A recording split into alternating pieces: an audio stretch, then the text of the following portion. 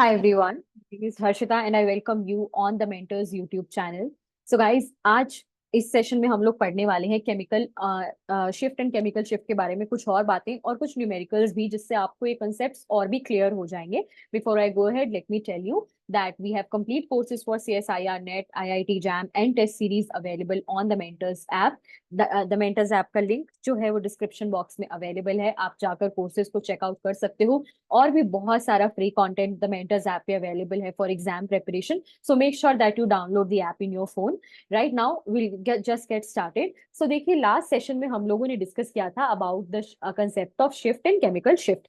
Now shift और chemical shift के concept में हमने एक बात पढ़ी थी that we have something called as nu, right, which is the frequency of the new frequency, and it is gamma by 2. What is the formula? It's gamma by 2 pi v naught, right? This is the resonance frequency, or sometimes we call it as spectrometer frequency. Okay, now ध्यान देंगे, a very important thing which I kind of forgot to tell in the previous session is कि जो आपका nucleus होता है वो actually कैसे घूमता है. How does a nucleus, because we are talking about nuclear spin, right? So when how does a nucleus, so when we have a nucleus, does it, how does it revolve around its own axis? So it revolves around in its own axis in this way. एक बार आप इस diagram को अच्छे से देखेंगे. देखो, जो magnetic dipole है ना, so the dipole actually, so we have a nuclear magnetic dipole.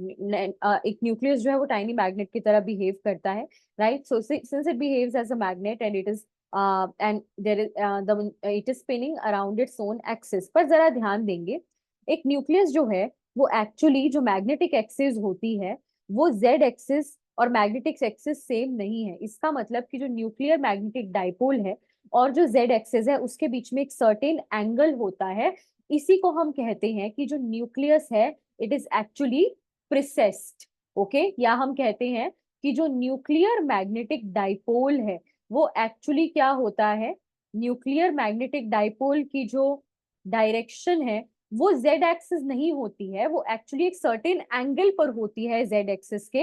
And अगर हम इसे टेक्निकल टर्म्स में बोलना चाहें तो न्यूक्लियर मैग्नेटिक डाइपोल जो है ना वो प्रिसेस्ड होता है. क्या होता है?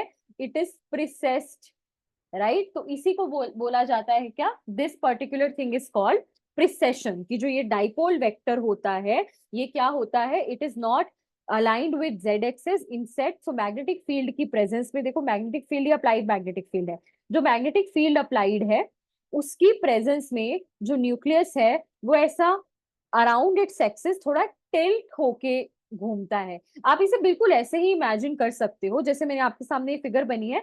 बचपन में एक इसे टॉप बोला जाता है, बट मैं जब छोटी थी तो इसे लट्टू बोला जाता था, राइट? सो जब आप ये टॉप को, इसे स्पिनिंग टॉप कहते हैं. इसे सिंपल अगर मैं देसी लैंग्वेज की बात करूं तो इसे क्या बोला जाता था, we use to call it लट्टू, राइट? तो इसे स्पिनिंग टॉप बोला जाता है, राइट? तो जब आप इसको, इस टॉप को फ्लोर पर, है ना, जमीन पर छोड़ते थे तो क्या ये सीधा घूमता था? नहीं, ये थोड़ा टिल्टेड घूमता था. ये बिल्कुल उसी तरह से है. तो आप इसकी एनालॉगी कैसे मान सकते हो? It's actually analogous to earth. तो एक न्यूक्लियस बिल्कुल कैसे घूमता है, जैसे अगर आप एक टॉप को या लट्टू जिसे बोला जाता है, लट्टू को जमीन पर घुमाते हो तो कैसे वो टेढ़ा होकर घूमता है, बिल्कुल उसी तरह से ही मैग्नेटिक जो डाइपोल की जो डायरेक्शन है वो क्या होती है, प्रिसेस्ड होती है. Is it clear? So in the presence of magnetic field we say, right down, in the presence of magnetic field, write down, in the presence of magnetic field, in the presence of magnetic field, इसे हम क्या कहते हैं कि nucleus जो है, क्योंकि यहाँ पर हम 1H एटम के न्यूक्लियस की बात कर रहे हैं. So the nucleus it becomes precessed. Okay, it becomes precessed, वो इस तरह से थोड़ा टिल्ट हो जाता है. तो जो मैग्नेटिक फील्ड वेक्टर है, ध्यान देंगे, जो मैग्नेटिक फील्ड है या मैग्नेटिक एक्सिस है और जेड एक्सिस सेम नहीं होती है, उनके बीच में एक एंगल होता है. Is it clear? समझ में आ रहा है? आई hope it is clear. Spinning top को गायरोस्कोप भी बोला जाता है टेक्निकल टर्म्स में, हम तो बचपन में इसको लट्टू ही बोला करते थे, ठीक है। तो बिल्कुल उसी तरह से ही एक न्यूक्लियस है जो है वो घूमता है। अब हमने क्या बात करी थी, we discussed about nu, right. हमने न्यू के बारे में बात की थी इन द प्रीवियस क्लास, कि न्यू जो है that is the frequency of the at which it will come in resonance. वो क्या होती है, वो होती है gamma by 2 pi B naught, है ना। ये फिक्स रहती है, दिस न्यू जो न्यू होती है ये क्या होती है, ये फिक्स्ड रहती है, राइट नाउ। क्योंकि जो न्यूक्लियस है, ध्यान देंगे, जो न्यूक्लियस है वो प्रिसेस्ड है, राइट। जो मैग्नेटिक फील्ड की जो या मैग्नेटिक वेक्टर है, आप इसे मैग्नेटिक एक्सिस कह सकते हो, आप इसे मैग्नेटिक मूवमेंट की डायरेक्शन कह सकते हो। ये जो मैग्नेटिक मूवमेंट की जो डायरेक्शन है और जेड एक्सिस के बीच में एक सर्टेन एंगल होता है, इसलिए हम यहाँ पे एक और टर्म के बारे में बात करते हैं which is called as precessional frequency। ध्यान देंगे, we talk about another term which is called as precessional frequency, okay। precessional frequency, precessional frequency क्या होती है, बहुत सिंपल है। ये अगर मैं इस 2 पाई, तो ये न्यू एबीएस है, तो न्यू पीएफ क्या होती है, ध्यान देंगे, it is nothing but 2 into pi into nu abs. Is it clear, ठीक है। So which is equal to gamma into B naught. ये बहुत इंपॉर्टेंट फॉर्मूला है। तो जो प्रिसेशनल, इट्स वेरी सिमिलर, आपको इसकी सिमिलैरिटी बताऊं किससे, क्या आपने फिजिक्स में 11th 12th क्लास में एंगुलर फ्रीक्वेंसी पढ़ी थी, वहां ओमेगा जो होती है वो होती है 2 पाई न्यू। तो ये बिल्कुल उसी तरह से है, राइट। 2 पाई न्यू ही है ना। सो it is nothing but a kind of angular frequency, okay. Is it nothing, it's nothing but a kind of angular frequency. क्योंकि न्यूक्लियस जो है वो एक जो मैग्नेटिक फील्ड, ध्यान देंगे, मैग्नेटिक मूवमेंट का जो वेक्टर है, it is at an angle to z axis. तो this is called angular frequency, okay.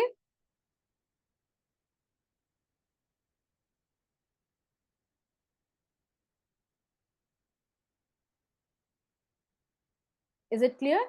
So nu PF, और इसे क्या कहा जाता है, angular frequency which is 2 pi nu absolute, ठीक है, which is equal to gamma into B naught, okay. किसके इक्वल होगा ये, गामा टाइम्स बी नॉट के ये इक्वल होगा।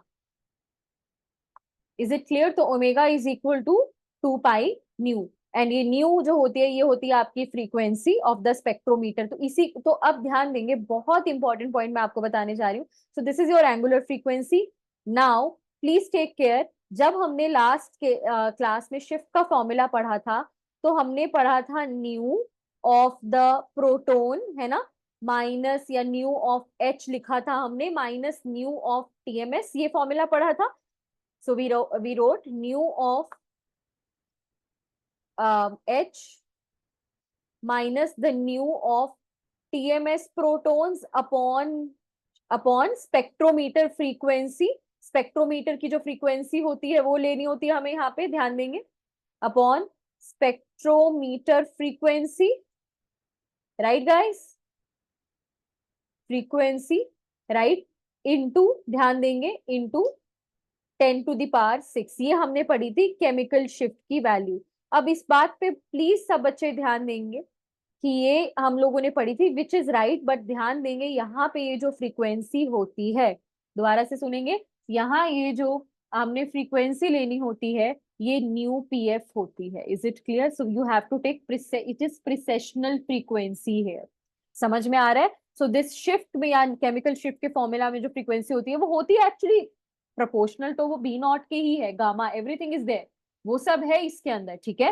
वो प्रोपोर्शनल किसके है, बी नॉट के ही है। बट ध्यान देंगे कि इसमें के 2 पाई वाला कंपोनेंट भी होता है। इनफैक्ट अभी मैं आपको एग्जांपल भी कराने वाली हूँ, जो स्पेक्ट्रोमीटर फ्रीक्वेंसी जिसको हम मेगा हर्ट्स में लेते हैं ना, इनफैक्ट वो भी एक एंगुलर फ्रीक्वेंसी होती है स्पेक्ट्रोमीटर की, समझ में आ रहा है। तो ध्यान देंगे ये जितनी भी फ्रीक्वेंसीज इस फॉर्मूला में यूज हो रही हैं, ये एंगुलर फ्रीक्वेंसीज हैं। नॉर्मल फ्रीक्वेंसी को जब मैं 2 पाई से मल्टीप्लाई कर देती हूँ तो हमें एंगुलर फ्रीक्वेंसी मिलती है, तो ये एक्चुअली एंगुलर फ्रीक्वेंसीज होती हैं। Is it clear. So I hope it is getting clear guys, कोई प्रॉब्लम तो नहीं है किसी को, ठीक है। अभी मैं आपको आगे न्यूमेरिकल्स कराऊंगी, उसमें ये और भी ज्यादा क्लियर हो जाएगा। It is also called, this part is also, तो लास्ट सेशन में ये बात आपको छोटी सी बतानी रह गई थी, इसको प्लीज नोट डाउन कर लीजिएगा।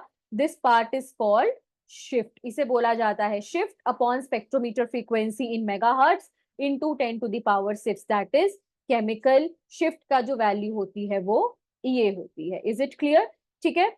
तो अब मैंने आपको जैसे कि बताया था कि केमिकल शिफ्ट मशीन के इंडिपेंडेंट होती है, ये हम आगे जाके अभी प्रूव भी करने वाले हैं। ठीक है, प्रूव भी करेंगे, न्यूमेरिकल में भी इस चीज को देखेंगे। शिफ्ट जो होती है वो इस फ्रीक्वेंसी पे डिपेंड करती है, बट केमिकल शिफ्ट, क्योंकि देखो आप देखो ध्यान दो ना, शिफ्ट क्या है, nu PFH minus nu PF TMS. Nu PFH जब आप निकालोगे तो उसमें ये कॉम्पोनेंट आ रहा है ना, ठीक है, तो ये स्पेक्ट्रोमीटर की फ्रीक्वेंसी या उसकी मैग्नेटिक फील्ड अप्लाइड पर डिपेंड करती है। Is it clear?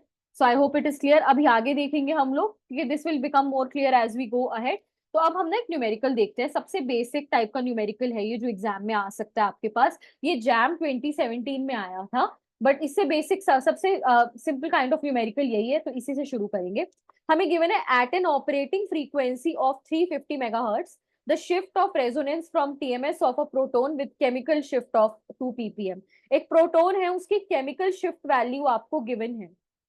So you have been given the chemical shift value of a proton, और वो कितनी है, केमिकल शिफ्ट वैल्यू कितनी है, it is 2 ppm। Okay, so you have been given this. आपको शिफ्ट बतानी है, शिफ्ट आपको इन हर्ट्स बताई जाती है हमेशा। सो शिफ्ट आपको बतानी है फ्रॉम टीएमएस, क्योंकि हम शिफ्ट टीएमएस से ही बताते हैं, राइट? ठीक है, टीएमएस इज आवर स्टैंडर्ड, जिसके बारे में लास्ट क्लास में बात की थी। अब with chemical shift of 2 ppm operating frequency, ये वर्ड बहुत बार आने वाला है। इसका मतलब क्या है देखेंगे, जो स्पेक्ट्रोमीटर आपके पास होता है, एनएमआर मशीन जो होती है उसमें जो स्पेक्ट्रोमीटर होता है उसकी फ्रीक्वेंसी फिक्स्ड रहती है, वो चेंज नहीं होती है ना। जैसे कि मैंने आपको बताया था, स्पेक्ट्रोमीटर फ्रीक्वेंसी चेंज नहीं होती है, मैग्नेटिक फील्ड्स वेरी की जाती है ना। हम क्या करते हैं, देखो ये हमारे पास न्यू जो होती है ये ऐसे रिलेटेड होती है ना। तो अब जरा देखेंगे स्पेक्ट्रोमीटर फ्रीक्वेंसी, बच्चे जो है इसको समझना। तो जो स्पेक्ट्रोमीटर फ्रीक्वेंसी होती है वो होती है आपकी ये जो न्यू, ध्यान देंगे। सो दिस न्यू ना, this is your spectrometer frequency. तो ध्यान जो ये न्यू, तो बेसिकली हमें पता है कि स्पेक्ट्रोमीटर में हमारे पास एक इलेक्ट्रोमैग्नेटिक रेडिएशन है, यहाँ पर हमारे पास सैंपल है, और इधर हमारे पास अप्लाइड फील्ड है ना। Here we have applied field, this is my electromagnetic radiation. तो ये जो, ध्यान देंगे, ये जो इलेक्ट्रोमैग्नेटिक रेडिएशन की जो फ्रीक्वेंसी होती है, जो फिक्स रहती है, जो चेंज नहीं होती है, this is called the operating frequency. इसको ध्यान रखेंगे सभी बच्चे, okay, please keep in your mind, this is called your operating frequency. Is it clear? I hope इसमें किसी को कोई प्रॉब्लम तो नहीं है। So this is your operating frequency and which is equal to 350 megahertz. ध्यान देंगे, ये हमेशा स्पेक्ट्रोमीटर फ्रीक्वेंसी आपको मेगाहर्ट्ज में मोस्ट ऑफ द टाइम दी जाएगी, मेगाहर्ट्ज में ही होती है। हम जब लैब में भी एक्सपेरिमेंट्स करते हैं तो ये मेगाहर्ट्ज में ही होती है, ठीक है। अब हमें देखना है, सो नेक्स्ट इज शिफ्ट। सो अब हमें शिफ्ट निकालनी है, तो हमने क्या पढ़ा था अभी formula, what is the formula that we studied. तो ये देखेंगे, अगर बी नॉट मेगा, हाँ तो B naught is in mega hertz, या ठीक है। तो अगर इसको मुझे ध्यान देंगे, so if I have to tell the I have to tell the shift. So chemical shift, which is delta. Okay. So this is chemical shift, which is delta. Now delta is equal to, what did we study? The shift in hertz upon spectrometer frequency. Spectrometer frequency हमें given है 350 megahertz. अभी से put करेंगे spectrometer frequency. अब जरा बच्चे ध्यान देंगे, इसमें बहुत से बच्चों को अगेन प्रॉब्लम होती है यूनिट्स में, इसको जरा ध्यान से देखना। या तो देखो मैं आपको ये बोलूंगी, अगर अगर आप ध्यान देना, अगर आप स्पेक्ट्रोमीटर फ्रीक्वेंसी ले रहे हो यहाँ पे, please keep this in mind. अगर मेगाहर्ट्ज में ले रहे, अगर आप उसकी सिर्फ न्यूमेरिकल वैल्यू ले रहे हो तो 10⁶ आपको फॉर्मूला में यूज करना है। अगर आप उसको उसकी यूनिट के साथ ले रहे हो फिर आपको 10⁶ यूज नहीं करना है, क्योंकि 10⁶ कहाँ से आता है। इनफैक्ट आप इसे बेटर है कि आप 10⁶ ना ही लो यहाँ पे, ये ज्यादा बेटर रहता है। मैं पर्सनली यही सजेस्ट करती हूँ। इससे क्या होता है ना कि ये आपकी मेगाहर्ट्ज में है, ये आपकी हर्ट्स में है, ऑटोमेटिकली आपको समझ में आ जाएगा कि हाँ 10⁶ आएगा डिनोमिनेटर में। Is it clear? तो वो ऊपर में जाके क्या हो जाएगा, 10⁻⁻6 हो जाएगा। ध्यान देंगे, हाँ -6 था ना कि 6, इसको ध्यान रखेंगे। सो दिस इज योर 10⁻⁻, तो ये देखो ये ऑटोमेटिकली जब, या फिर आप ऐसे भी सोच सकते हो इसको कि जब वो इंटू 10⁻⁻6 होगा, इंटू 10⁻⁻6 को ही हम क्या कहते हैं, पार्ट्स पर मिलियन कहते हैं। ठीक है, तो दो चीजें हैं, या तो जो जो स्पेक्ट्रोमीटर फ्रीक्वेंसी, इस फॉर्मूला से बता देती हूँ, देखो या तो आप कैसे निकाल सकते हो, अब केमिकल शिफ्ट हमें गिवन है पीपीएम में, 2 ppm। सी, तो मैं पर्सनली ये फॉर्मूला रेकमेंड करती हूँ। सो 2 ppm, 2 ppm का मतलब होता है 2 × 10⁻⁻⁶, है ना? यही होता है ना, पीपीएम का मीनिंग क्या होता है, 10⁻⁻⁶ होता है। अब शिफ्ट आएगी यहाँ पे। अब स्पेक्ट्रोमीटर फ्रीक्वेंसी आपको जो गिवन है इस फॉर्मूला में, ये मेगाहर्ट्ज में होनी चाहिए। क्या मेगाहर्ट्ज में गिवन है? गिवन है 350 मेगाहर्ट्ज। मेगाहर्ट्ज क्या होता है? 10⁻⁶ हर्ट्ज होता है, right? This is equal to 10⁻⁶ hertz. This is equal to 10⁻⁶ hertz. जब मैं इसे इधर लेकर जाऊंगी तो शिफ्ट जो हो जाएगी मेरी, वो हो जाएगी 700 हर्ट्ज। दैट्स ऑल, इतना ही था। अब कुछ बच्चे कहेंगे कि मैम अगर 10⁻⁻⁶ वाला फॉर्मूला यूज करते हैं तो कैसे करेंगे, उसको भी देख लो। केमिकल शिफ्ट आपको गिवन है पीपीएम में, ठीक है? ठीक है, अब अगर मैं वो वाला फॉर्मूला यूज करती हूँ तो क्या होगा? 2 ppm यहाँ पर लिया मैंने। अब उसमें ऑलरेडी मेरे पास क्या होगा ना, यहाँ पे मुझे पीपीएम का क्या सिर्फ न्यूमेरिकल वैल्यू लेनी होगी, क्योंकि मैंने पीपीएम वाले पार्ट को ऑलरेडी कंसीडर किया हुआ है फॉर्मूला में, जो मैंने प्रीवियस फॉर्मूला लिखा था। तो 2 लिया यहाँ पे। यहाँ पे मैंने क्या लिया? शिफ्ट ली, सपोज शिफ्ट जो भी है वट एवर। यहाँ पे लिया मैंने 350 में लिया, और यहाँ पर मैंने लिया 10⁻⁶, राइट? Is it clear? और यहाँ मेगाहर्ट्ज था, इज इट क्लियर? तो ये भी 10⁻⁶ हर्ट्स आ गया। ये था ही ऑलरेडी। तो शिफ्ट हमारी जो आ जाएगी वो अगेन कितनी आ जाएगी? 700 हर्ट्स आ जाएगी। सो मैं पर्सनली ये फॉर्मूला प्रेफर करती हूँ, क्योंकि इसके अंदर ना ऑटोमेटिकली आपका सारा कुछ ठीक हो जाता है ऑटोमेटिकली। बस पीपीएम का पॉइंट यार हमें बहुत अच्छे से एक चीज ध्यान रखनी पड़ेगी, दैट पीपीएम जो होता है वो 10⁻⁻�6 होती है। ठीक है, उसका मतलब ही 10⁻⁻�6 होता है। तो वो हम जब यहाँ लिखेंगे वो ले लिया, शिफ्ट ले लिया, मेगाहर्ट्ज को वैसे वैसे का वैसे लिखा, ऑटोमेटिकली मेरी शिफ्ट हर्ट्स में आ गई, जो कि आनी भी चाहिए। ध्यान देंगे, स्पेक्ट्रोमीटर फ्रीक्वेंसी आपकी ये फॉर्मूला के लिए हमेशा मेगाहर्ट्ज में होनी चाहिए, और ये मेगाहर्ट्ज में ही गिवन होती है। Is it clear? ठीक है, तो ये एक बहुत ही बेसिक टाइप का क्वेश्चन था, जो कि आईआईटी जैम में पूछा भी हुआ है। अब मैं थोड़ा एडवांस लेवल क्वेश्चन आपको बताऊंगी, जिससे आपको और थोड़े कंसेप्ट क्लियर होंगे। ध्यान देंगे, ये ऑपरेटिंग फ्रीक्वेंसी इस इलेक्ट्रोमैग्नेटिक रेडिएशन की फ्रीक्वेंसी होती है। चलिए अब आगे देखेंगे। यहाँ तक क्लियर है? आई होप सबको किसी को कोई प्रॉब्लम तो नहीं है। नेक्स्ट ये वाला बहुत अच्छा एक क्वेश्चन है, वो हम देखते हैं। दो पार्ट्स हैं इसके, दोनों को करेंगे। एक 300 मेगाहर्ट्ज का स्पेक्ट्रोमीटर है। इसका मतलब मुझे क्या गिवन है? ये ऑपरेटिंग फ्रीक्वेंसी गिवन है स्पेक्ट्रोमीटर की, है ना? I have been given the operating frequency of spectrometer 300 megahertz, right? Operating frequency of spectrometer,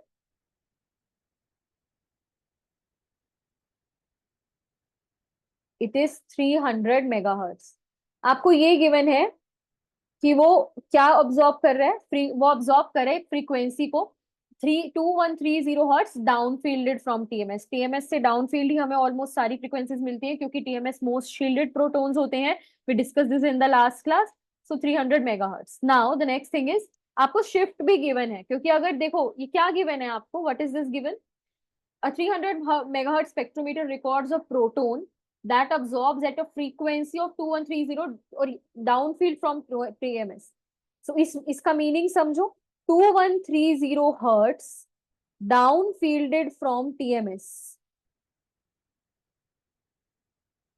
downfielded from TMS। इसका मीनिंग क्या है? कि टीएमएस का सिग्नल अगर 0 हर्ट्स पर है, टीएमएस को हम 0 ले रहे हैं, तो उससे 2130 हर्ट्स दूर हमें किसका सिग्नल मिल रहा है? इस प्रोटोन का सिग्नल मिल रहा है डाउन फील्ड। पता है ना, इस तरफ डाउन फील्डेड या डाउन फील्डेड और डी शील्डेड प्रोटोन्स होते हैं, है ना? अभी तक आपको दोबारा दोबारा क्लियर हो रहा होगा। और इस तरफ आपके अप फील्डेड और शील्डेड प्रोटोन्स होते हैं, right? We discuss this in the last class also. Upfield, जितनी बार इस सब चीजों को सुनोगे उतनी बार, जितनी बार रिवाइज करोगे उतना अच्छा रहेगा। अपफील्डेड प्रोटॉन्स और शील्डेड प्रोटॉन्स होते हैं। तो आपको जो ये प्रोटॉन का सिग्नल मिला है, ये 2130 हर्ट्स मिल रहा है डाउन फील्ड फ्रॉम टीएमएस। तो अब मुझे क्या करनी है? सबसे पहले मुझे क्या निकालनी है? केमिकल शिफ्ट निकालनी है। केमिकल शिफ्ट में कैसे निकालूंगी?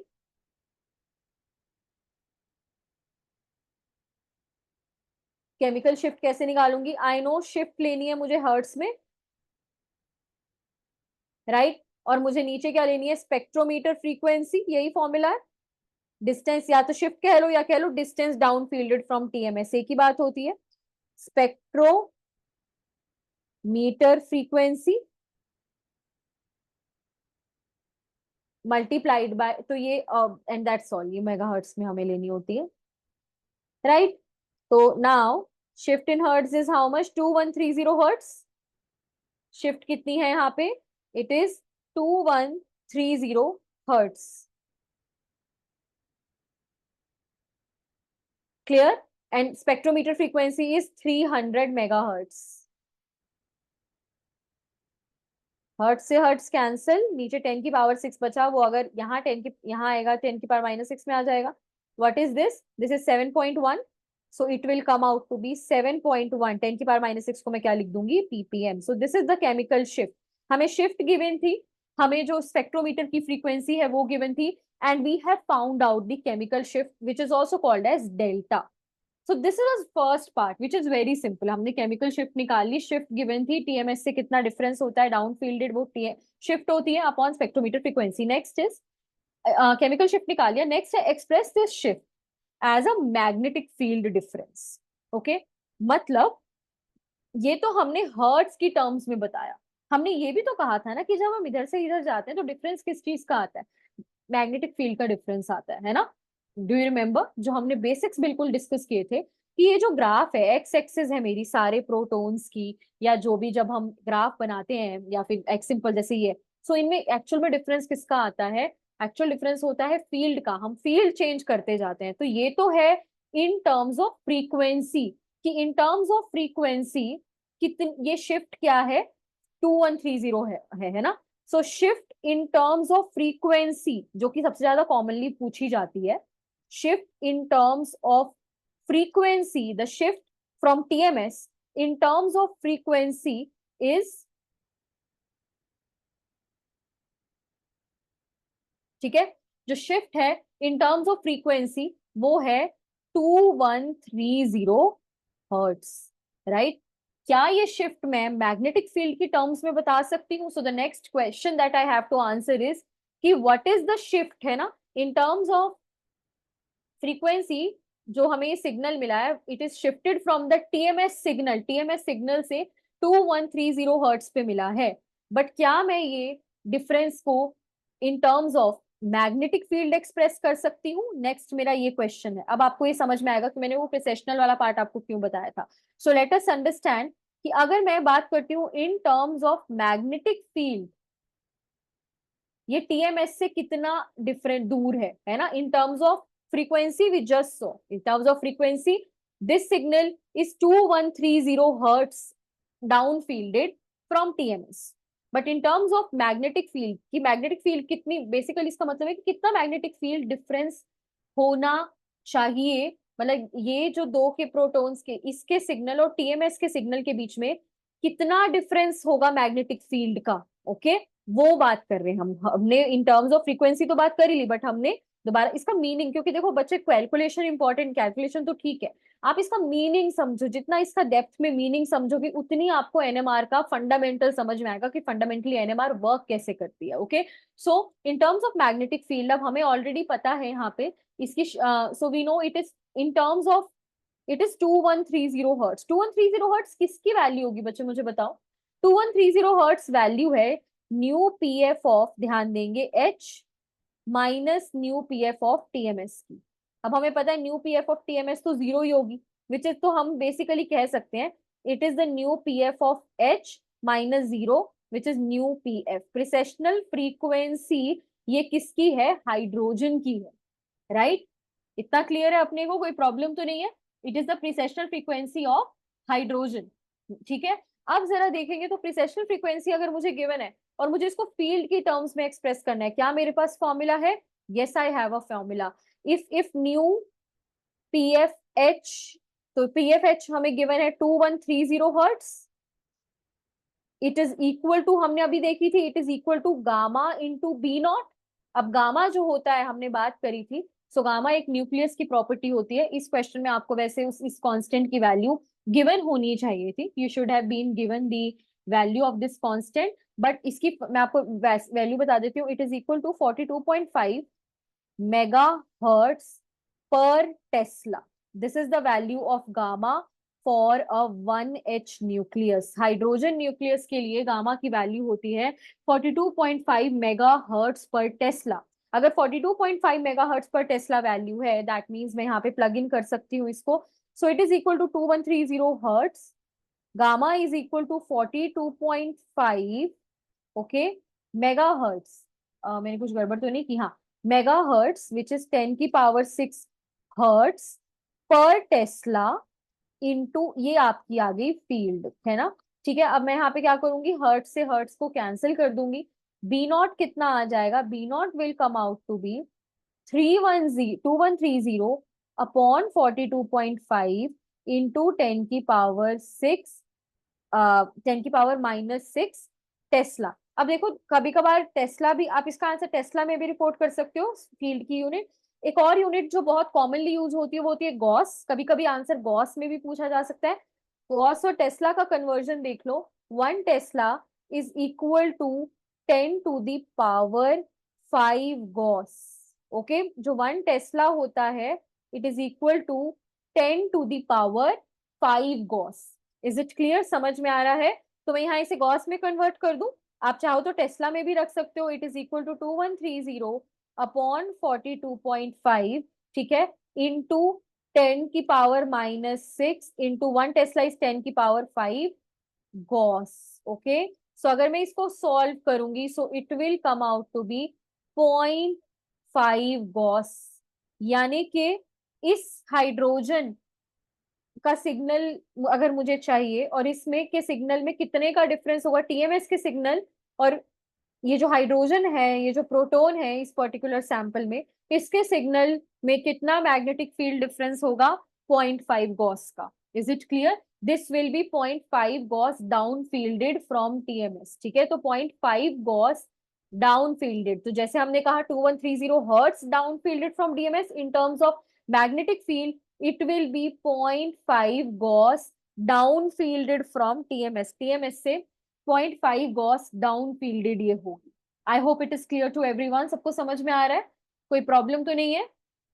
ठीक है, तो आप ये डाउन फील्ड, क्योंकि हम डाउन फील्ड को हर्ट्स की टर्म्स में भी बात कर सकते हैं, डाउन फील्ड की टर्म्स की हम बात कर सकते हैं इन terms of magnetic field also, right? Because x axis पर वो मैग्नेटिक फील्ड ही हम वेरी कर रहे होते हैं, राइट? वी आर एक्चुअली, जब हम अलग अलग प्रोटॉन्स की बात कर रहे होते हैं, हम चेंज क्या कर रहे हैं एग्जैक्टली हम लोग? बी नॉट, यहाँ 3 कंपोनेंट्स से जैसे कि हमने बात की, ये न्यू है, ये सैंपल है, ये बी नॉट है, तो it is the field which we are varying. हम इस फील्ड को वेरी करे जा रहे हैं। न्यू जो है वो फिक्स्ड है, राइट? न्यू जो है वो फिक्स्ड है, क्योंकि मुझे रेजोनेंस में लाना है, तो मुझे न्यूक्लियस को बी नॉट फील्ड फील करानी पड़ेगी हर बार। वो बी नॉट फील्ड जो हम अप्लाई कर रहे हैं वो उसे फील नहीं कर पाता इक्वली हर एक nucleus, and that is the reason. सबको सेम फील्ड फील कराने के लिए हमें ये एक्सटर्नल फील्ड को वेरी करते रहना होगा, राइट? ये कंसेप्ट हमने पहले भी पढ़े। Okay, so this was one thing which you should know in terms of magnetic field, हम कैसे चेंज कर सकते हैं इस फ्रीक्वेंसी को।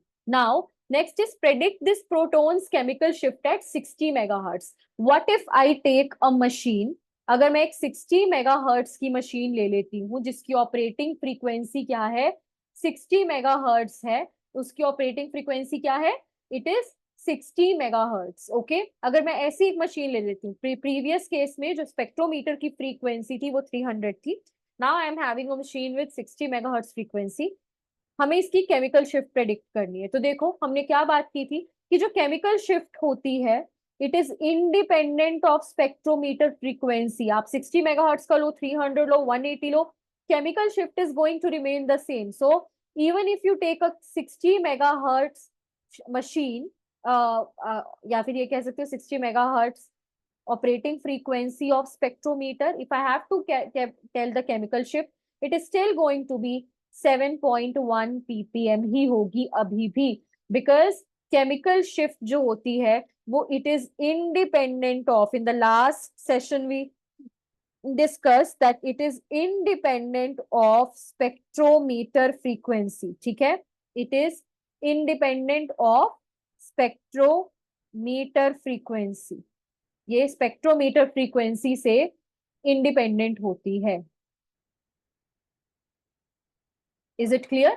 सो केमिकल शिफ्ट जो होती है वो इंडिपेंडेंट होती है किसके?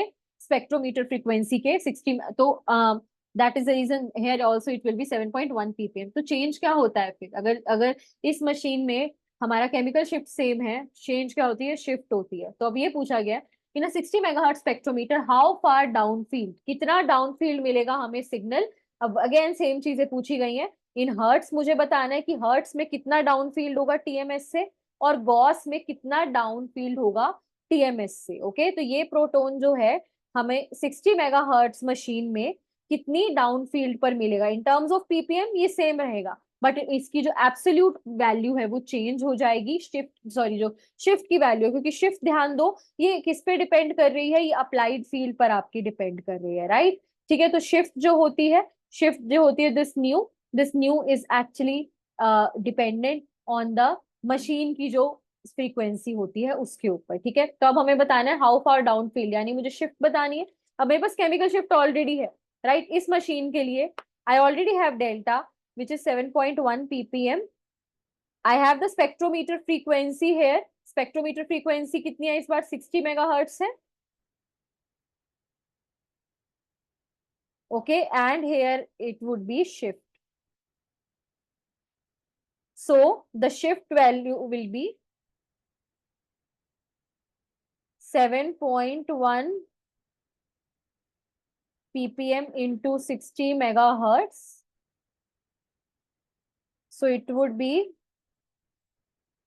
7.1 into 10 to the power minus 6 into 60 into 10 to the power 6 hertz।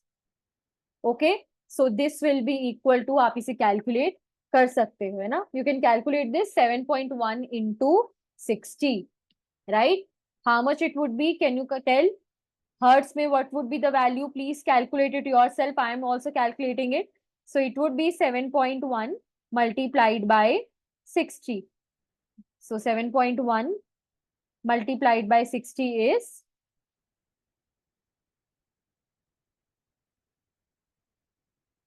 how much? Tell me.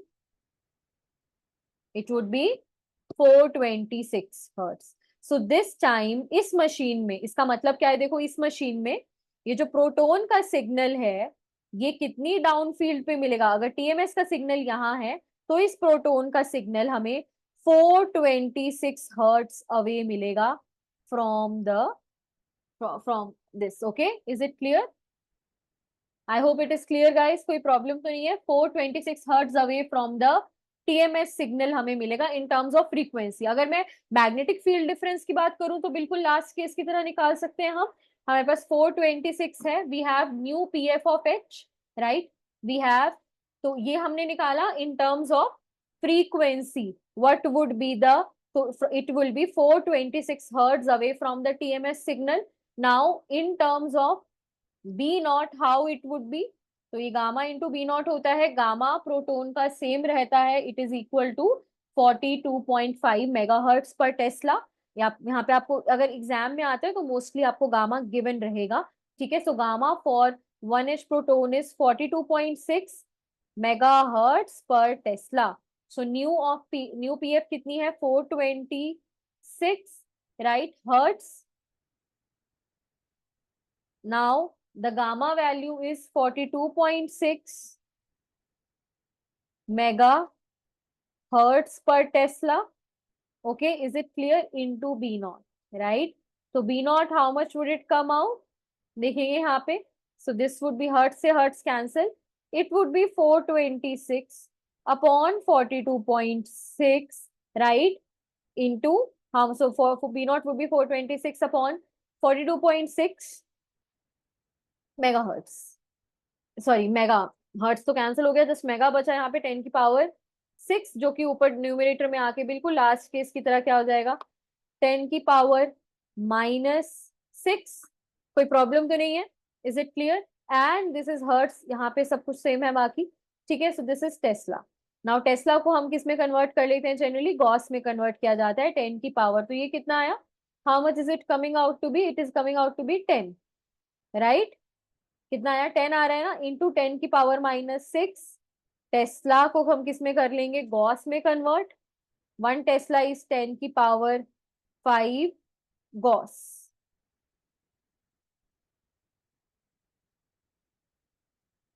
This will be equal to this many gauss. Is it clear, समझ में आ रहा है ये, कोई प्रॉब्लम तो नहीं है किसी को भी। Everyone, are we able to understand. इसको देखो अच्छे से, हमने क्या किया, शिफ्ट को पहले इन टर्म्स ऑफ फ्रीक्वेंसी निकाला, अब हम बता रहे हैं इन टर्म्स ऑफ मैग्नेटिक फील्ड, कितना दूर है ये टीएमएस से, कितना डिफरेंस है टीएमएस के सिग्नल में और इस हाइड्रोजन के सिग्नल में इन टर्म्स ऑफ मैग्नेटिक फील्ड। देखो मैंने कोई प्रॉब्लम तो नहीं है करी है कैलकुलेशन में। दिस इज 42.6 ही बताया था ना मैंने आपको लास्ट केस में, it is 42.5, sorry little bit different होता है, 42.5 मेगाहर्ट्ज पर टेस्ला होता है, right. And 1 tesla is equal to 5 gauss these many gauss, right. ठीक है, क्लियर है। So it is, how much it will come out to be, it will come out to be 1 gauss this time. Is it clear, कहीं मैंने कोई problem वो तो नहीं किया कोई। It's 42.6 into 10 only, this is 10 की पावर -6 टेस्ला। 42.5 होता है वैसे अप्रोक्सीमेटली, तो अप्रोक्सीमेटली वैल्यू यही आएगी। Is it clear, I hope it is clear to everyone. सबको समझ में आ रहा है, just check it once again if you are finding any difficulty. This would be 10 into 10 to the power -1, right? So it would be equal to 1 Gauss. Clear? So between TMS and this hydrogen in this machine, there will be 1 Gauss magnetic field difference. तो chemical जो shift होती है दोनों cases में वो 7.1 ppm ही रहने वाली है।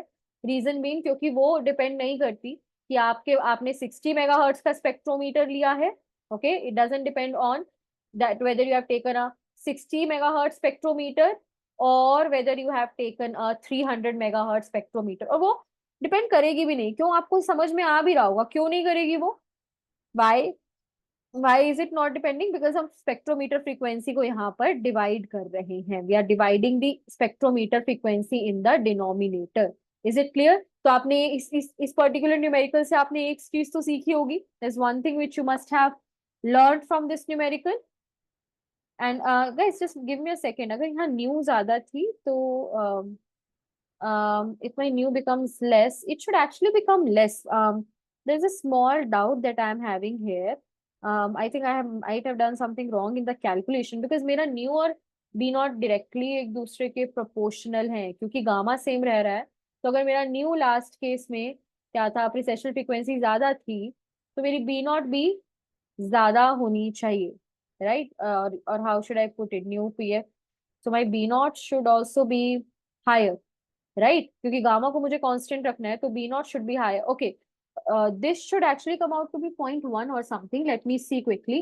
दिस इज 10 की power -6, 42.6 into 10 to the power -6, this is tesla, and Tesla is 10 की power 5 Gauss, so 10 into 10 की power -1, just 10 by 10, which is actually coming out to be 1 Gauss only. So this is 7.1 into 6. Let me see if this calculation is right. So I'm having, just give me a second. I think this looks fine. There's no issue in this. It's 426 only, 7.1 into 10 to the power -6 into 60 megahertz. So it says 426 megahertz, right? The shift downfielded from the TMS, it is fine. Then I'm having new, then I'm having 52.6 megahertz per Tesla, 42.6. I think it looks fine. Okay. Okay, this is fine. I don't think there's an issue here. It is 10 to the power -5 into 10 to the power 5, which is equal to 1 Gauss. Okay, so I hope it is clear, guys. सबको समझ में आ रहा है, कोई problem तो नहीं है किसी को। तो केमिकल शिफ्ट, नो मैटर आप 300 मेगाहर्ट्ज की मशीन लो, 60 मेगाहर्ट्ज की मशीन लो, वो सेम रहती है। शिफ्ट जो होती है वो चेंज हो जाती है depending on the spectrometer frequency which we just saw. यहाँ पर देखो, यहाँ पर जो स्पेक्ट्रोमीटर की फ्रीक्वेंसी 300 मेगाहर्ट्ज थी, आपकी जो शिफ्ट वैल्यू थी वो थी 2130 हर्ट्स। जब हमारी स्पेक्ट्रोमीटर की फ्रीक्वेंसी कम हो गई which is 60 megahertz, now my shift value has also decreased which is 426 hertz. Is it clear? I hope ये हमें क्लियर है। तो जब आपकी स्पेक्ट्रोमीटर फ्रीक्वेंसी ज्यादा होती है तो शिफ्ट भी आपकी जो होती है वो ज्यादा होती है। अगर स्पेक्ट्रोमीटर फ्रीक्वेंसी लेस होती है तो शिफ्ट वैल्यू भी लेस होती है। Clear? Okay, that's perfect. Then I think ये क्लियर होगा सबको, इसमें कोई डाउट नहीं होगा। बहुत ही इंटरेस्टिंग क्वेश्चन था। आई होप अब आपको शिफ्ट और केमिकल शिफ्ट का जो कंसेप्ट है वो आपको अच्छे से क्लियर हो गया। It's a very important concept, so make sure कि वो आपको एकदम अच्छे से क्लैरिटी हो आपको इस कंसेप्ट की। Okay, I hope it is clear. ठीक है। अच्छा, एक और चीज भी है ना, आपको ये चीज समझ में भी आ गई। कुछ बच्चों के माइंड में क्वेश्चन आ रहा होगा कि मैम बार बार आप ऐसे क्यों बोल रहे हो कि डेल्टा जो है वो इंडिपेंडेंट है स्पेक्ट्रोमीटर फ्रीक्वेंसी से, है ना? मैं बार बार एक टर्म बोल रही हूँ, अगर भी अभी तक भी कोई प्रॉब्लम है तो दोबारा बता देती हूँ। Delta is independent of spectrometer frequency. Why? अभी देखा हमने, है ना? वैसे तो मुझे इसको आपको ज्यादा वो कर, अभी हमने देखा क्योंकि डेल्टा जो है वो है shift upon spectrometer frequency. Shift generally क्योंकि न्यू प्रिसेशनल फ्रीक्वेंसी जो टीएमएस की होती है वो जीरो होती है, ये केमिकल शिफ्ट उसकी जीरो ली जाती है, तो it is generally nu PF of the hydrogen, the precessional frequency of hydrogen minus the precessional frequency of TMS which upon the spectrometer frequency, जिसे हम बी नॉट भी कह सकते हैं। मतलब हाँ, इसे बी नॉट कहना वैसे मुझे लगता है सही नहीं रहेगा, it's not the like the right thing to do, but ठीक है, स्पेक्ट्रोमीटर कह सकते हैं एक बार के लिए that it is be no. Okay, not exactly, no, yeah, let's just call it spectrometer frequency only so that आप कंफ्यूज ना हो। न्यू प्रिसेशनल फ्रीक्वेंसी, तो ये क्या आया था? It is equal to gamma times B nought. ठीक है, and this one is equal to the spectrometer frequency. तो यहाँ पर इसकी वजह से, बिकॉज आप यहाँ पर फील्ड की वैल्यू ले रहे हो, राइट, जो कि यहाँ, और यहाँ पर आप ले रहे हो स्पेक्ट्रोमीटर की फ्रीक्वेंसी, बिकॉज एनीवेज आपका यहाँ पे क्या है, this is in megahertz per Tesla, this is in Tesla and this is also in megahertz, so everything cancels out and that is the reason सिर्फ मेगा बचता है। और मेगा जो होता है वो क्या होता है, 10 की पावर 6 होता है। Is it clear? समझ में आ रहा है? ठीक है, या फिर आप इसे ऐसे भी ले सकते हो, या फिर the simply I would say the better way to understand it is because we are eventually and finally, या आप इसे बेटर, आप इसे ऐसे ही ले लो, it's easier for you, hertz, right? This is hertz upon megahertz. So because we are dividing, we are giving a division by the original spectrometer frequency. That is the reason delta is independent of the spectrometer frequency. Perfect. So with this we will, जैसे हम relative error नहीं देखते, relative error में हम unit से नीचे divide कर देते हैं, ये बिल्कुल वैसे ही है, राइट? ठीक है, तो एब्सोल्यूट, ये क्या है, एब्सोल्यूट वैल्यू है और ये एक रिलेटिव वैल्यू है। तो आप इसे बिल्कुल ऐसे सोच सकते हो, है ना, जैसे रिलेटिव एरर दिया जाता है, रिलेटिव स्पीड दी जाती है, इसे ये रिलेटिव शिफ्ट है। That's the reason it is independent of the frequency of the spectrometer. Okay, so with this we will done guys. I hope आपको ये जो कंसेप्ट्स हैं शिफ्ट एंड केमिकल शिफ्ट के वो समझ में आए होंगे, न्यूमेरिकल्स के थ्रू और क्लियर होंगे कि इसका मतलब क्या है। Now in the next class हम लोग क्या डिस्कस करने वाले हैं, in the next class we are going to be discussing the factors. तो अब हमारा सारा फोकस इस केमिकल शिफ्ट, क्योंकि ये मशीन्स पे डिपेंड नहीं करती, स्पेक्ट्रोमीटर फ्रीक्वेंसी पे डिपेंड नहीं करती, तो इसलिए हमारा सारा फोकस अब इन डेल्टा पर रहेगा।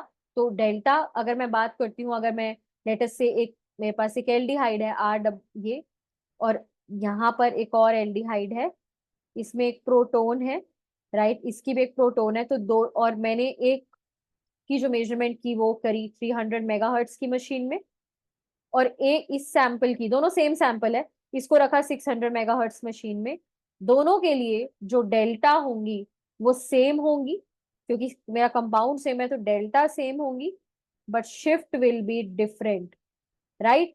क्योंकि एल्डिहाइड अगर अब मैंने कह दिया, मैंने कोई भी एक कंपाउंड कह दिया, बिकॉज अब अगर मुझे उसके बारे में बात करनी है तो द बेटर वे इसकी मैं केमिकल शिफ्ट्स की टर्म्स में बात करूं, because that is not dependent on the frequency of the spectrometer.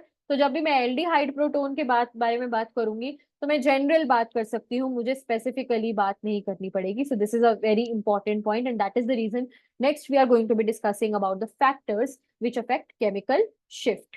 With this we will end this session guys, thank you so much and I hope आपको ये lesson समझ में आया होगा। कोई डाउट्स हो, क्वेरीज हो तो डिस्क्रिप्शन में एक नंबर है, वहां पर आप लोग कॉल या व्हाट्सएप कर सकते हो। एंड आप जो है make sure that you like this video, it gives me a lot of motivation to bring more such lessons for you. Thank you so much everyone. I'll see you all in the next video.